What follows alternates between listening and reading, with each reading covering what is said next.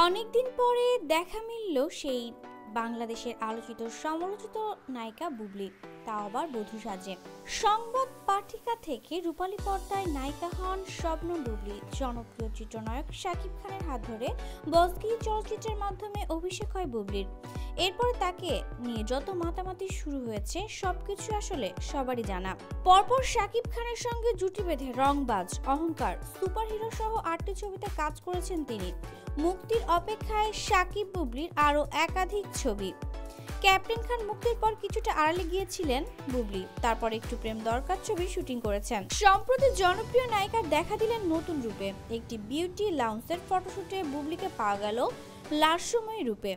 আগামী সপ্তাহে বীর নামে আরেক ছবিতে কাজ করবেন বুবলি, সেখানেও তার নায়ক সুপারস্টার শাকিব খান।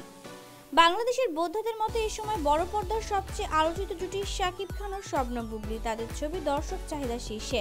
শাকিব খান নিজেও বলেছেন বুবলি এখন সুপারস্টার। ঢাকা সিনেমার আলোচিত নায়িকা বুবলির এই নতুন বধূ সাজের ছবি দেখে একদম অবাক হয়ে গেছে ভক্তরা। সম্প্রতি একটি বিউটি লাউঞ্জের একটি বিশেষ ফটোশুটে অংশ নেন বুবলি। সেই ফটোশুটের ছবিতে নববধূর সাজে দেখা গেল তাকে।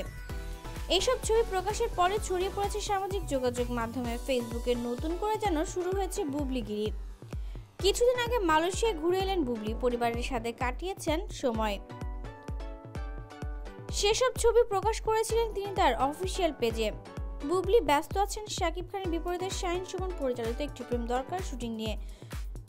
সাহসে তিনি কায়েজি হায়াতের বীর ছবিতেও শুটিং করবেন বলে জানা গেছে। তো বন্ধুরা, বুবলির এই নতুন রূপ আপনার কাছে কেমন লেগেছে অবশ্যই কমেন্ট করে আমাদের সাথে শেয়ার করুন। আর আপনার কাছে কি মনে হয়, বাংলাদেশের সবথেকে হিট জুটি কি এখন শাকিব বুবলি? এ বিষয়ে দর্শক আপনার মতামতটি আমাদের কাছে অবশ্যই জানান।